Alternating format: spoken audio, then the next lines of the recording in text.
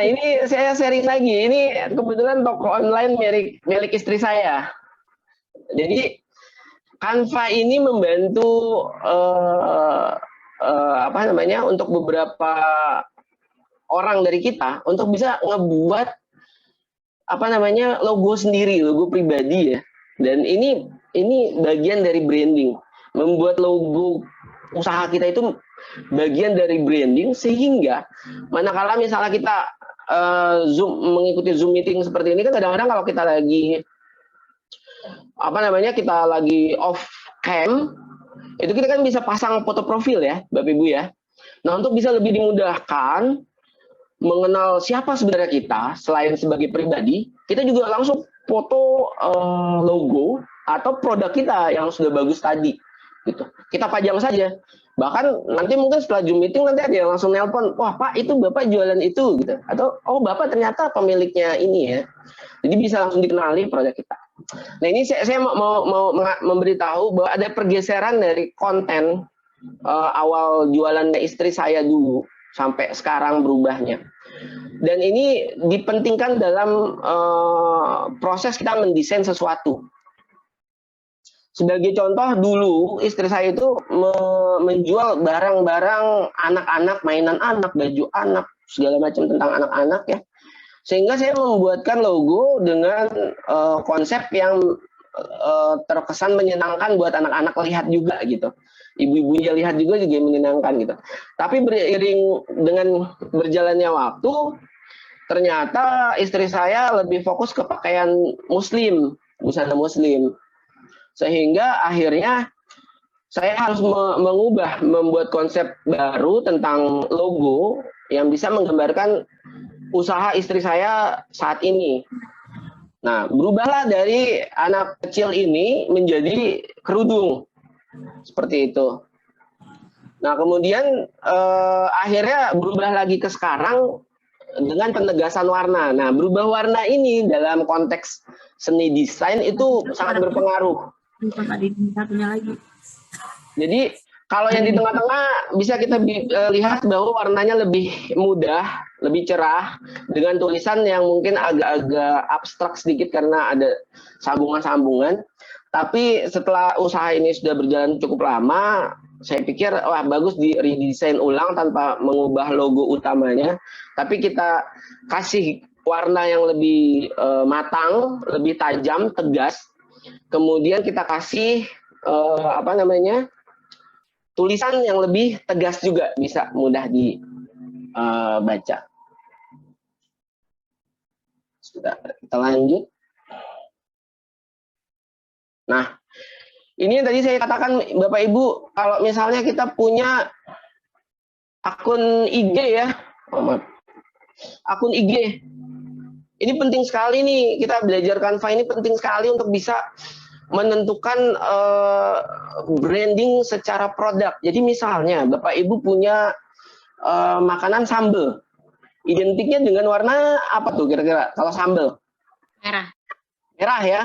Nah, kita bikin konten yang berisikan warna merah, sehingga IG kita tuh penuh banget dengan sambal, dan orang begitu buka IG kita, wah pedas sekali gitu rasanya. Nah, ini contoh-contohnya ya, ini namanya nggak saya blok karena mereka juga biar terkenal, nggak apa-apa. Jadi ada Rizky Novianti nih, salah satu selebgram juga, dia sebenarnya nggak menjual apa-apa sih, hanya menjual mungkin endorsan dan segala macam. Tapi dia menempatkan konten-kontennya dengan latar belakang putih secara mayoritas. Kemudian di sini ada Essence kopi ya. Jadi bukan kopi dia, tapi essence kopi. Ini untuk skincare ya, untuk skincare. Nah, ini menggunakan warna-warna dengan latar belakang kuat di hijau. Kemudian ada Marta Brook, ini dia semacam konten kreator aja juga. Dia menggunakan warna-warna pink. Kemudian di sini ada lagi contoh menggunakan warna-warna coklat, dan di sebelah sini menggunakan warna-warna biru. Nah, Bapak Ibu bisa belajar tentang bagaimana menyusun warna atau mendesain warna ini dengan banyak melihat misalnya yang sangat signifikan. Kalau di IG itu terlihat konteks warnanya itu kalau lihat ini Bapak Ibu, wedding organizer ya, wedding organizer atau misalnya para wedding photographer. Nah ini biasanya mereka warna-warnanya tuh senada-senada gitu, jadi cukup menarik gitu. Nah dari sini kita akan mulai membiasakan diri nih. Kalau misalnya kita biasanya kemarin posting jepret, posting kemudian nggak diedit, nggak dikasih caption, bahkan caption tulisan di bawah pun tidak ditulis ya di IG itu, tidak pakai hashtag apa-apa gitu ya. Nah nanti kita akan ubah konten-kontennya menjadi lebih menarik dengan cara menggunakan Canva. Nah untuk yang sudah mahir menggunakan Canva mungkin nanti bisa di follow saja karena ada beberapa mungkin tips and trick yang bisa digunakan untuk sebagai tambahan. Tapi kalau untuk yang belum bisa benar-benar bisa difokuskan untuk materi Canva ini gitu. Jadi kira-kira seperti itu dulu. Untuk pembukanya kira-kira dibuka sama pertanyaan-pertanyaan dulu aja karena ini sudah mau masuk waktu zuhur ya, beberapa juga tadi izin di chat, izin sholat sudah masuk zuhur di wilayah Indonesia Tengah. Seperti itu. Kita dengan obrolan dan kemudian nanti setelah zuhur kita akan mulai dengan akun belajar menggunakan akun Canva-nya. Jadi bisa dimulai dengan pertanyaan dulu aja nih Mas Ananta nih. Ya, baik Mas Yusuf nih materinya luar biasa banget ya dari Arif lanjut ke Mas Yusuf, kita lebih tercerahkan ya. Intinya tadi mulai sekarang nggak zamannya lagi hard selling ya Mas Yusuf ya, jadi lebih ke soft selling ya, mainkan emosinya. Tadi kalau lihat foto-foto udah ada pengen makan siang, pengen makan soto ayam ya. Walaupun di situ digambar tidak langsung dijelasin ya harganya berapa, beli di mana ya, tapi lebih mainkan ke soft sellingnya ya. Karena gini, kalau kita langsung membahas harga itu penolakan mereka lebih cepat gitu. Betul ya. Baik. Lebih baik kita biarkan dulu mereka menikmati, mereka menginginkan barangnya itu dengan sangat, baru ngomongin tentang harga. Iya. Karena harga berapapun kalau dia sudah pengen itu biasanya langsung dibayar gitu. Baik, benar luar biasa ya. Oke, Pak Mas Yusuf ada pertanyaan nih ya. Jadi ya. Tadi ada contohnya nggak Mas contohnya yang furnitur atau handicraft? Ini ada teman-teman juga yang punya bisnis handicraft ya. Contoh-contohnya tuh seperti apa? Nanti kalau belum ada nanti setelah makan siang kali ya Mas dikasih contoh-contohnya ya. Sebenarnya saya bentar. Saya coba dulu.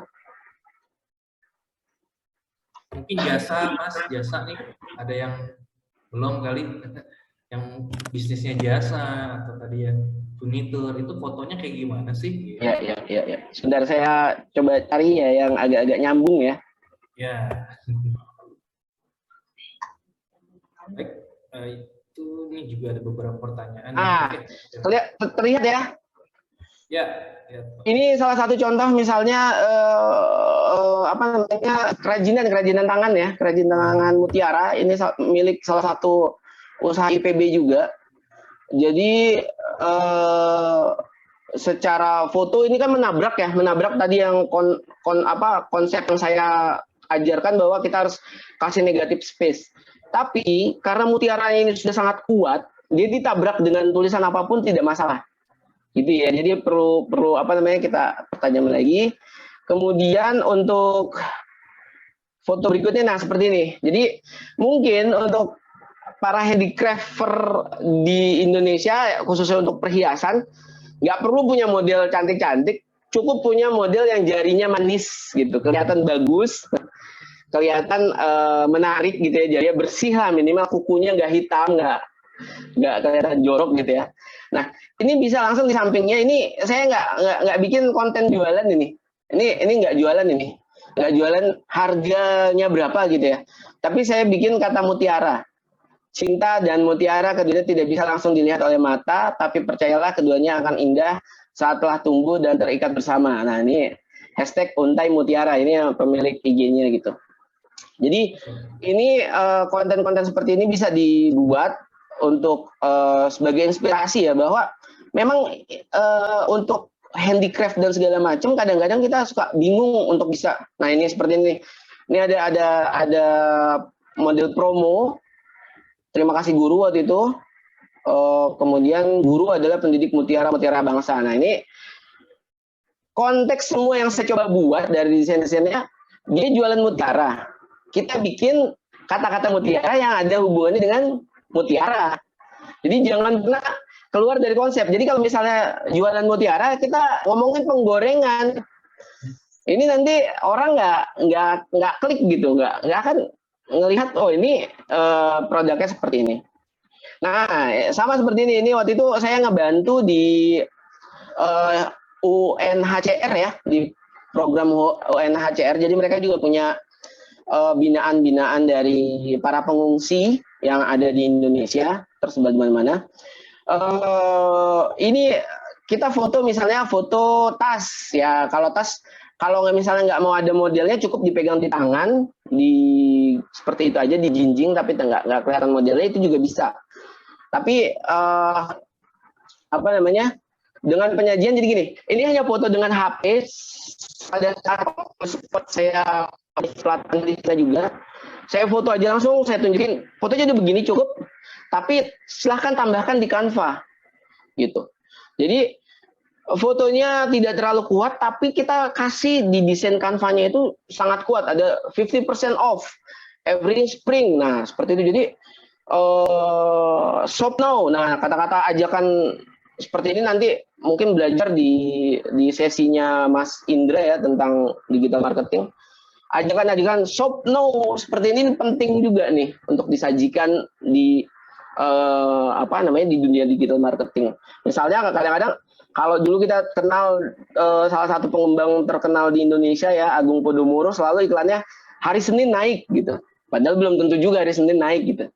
Bisa jadi hari Senin naik, Selasa diturunin lagi, Senin besoknya dinaikin lagi gitu. Jadi memang bahasa-bahasa seperti ini kita harus pelajari juga, harus banyak amati, banyak berkreasi dengan kata-kata juga. Jadi konteksnya itu tidak hanya desain, tapi juga bagaimana membuat caption menarik. Sebentar, untuk yang model-model handicraft ya. Nah, seperti ini contohnya. Ini saya cuma model 2 kerudung. Saya nggak ngerti ini apa sih, gunanya lipstick ya, tapi dia modelnya nggak dipakai dengan itu, tapi pakai kuas. Kemudian sama bedak ya, saya kurang tahu sih kalau kosmetik. Tapi waktu itu memang konsepnya, saya cuma punya tantangan bahwa memoto di ruangan terbatas dengan alat-alat terbatas, apa yang bisa kita lakukan? Ya udah, akhirnya saya tanya, saya pinjam kerudungnya dia 2 gitu. Kemudian apa yang mau dipoto produknya ini aja. Nah, kadang-kadang untuk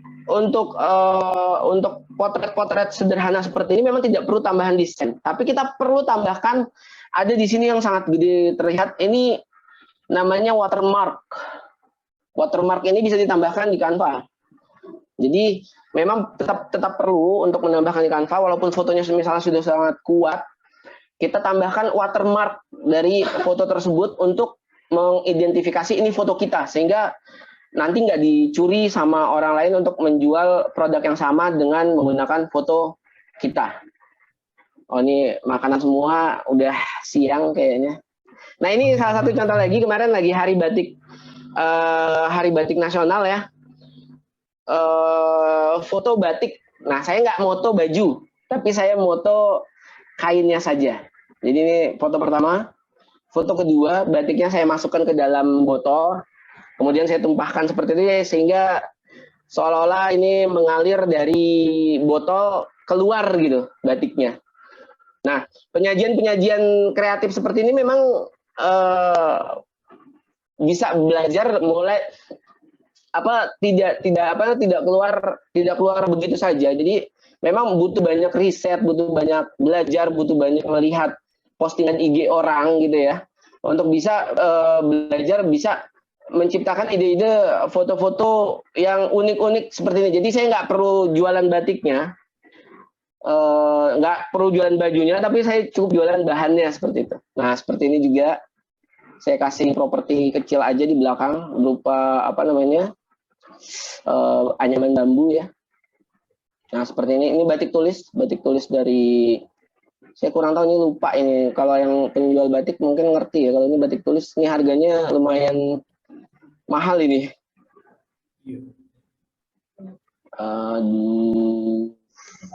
Apa lagi ya? Ya mungkin cukup itu kalau untuk contoh-contoh. Kalau untuk furniture, kemudian kemarin saya baca juga ada apa? Konstruksi ya. Itu memang terus terang saya belum pernah punya klien dan belum pernah melakukan pemotretan. Tapi prinsip-prinsipnya sebenarnya cukup misalnya foto secara penuh, dan jangan lupakan tadi yang saya bilang negative space.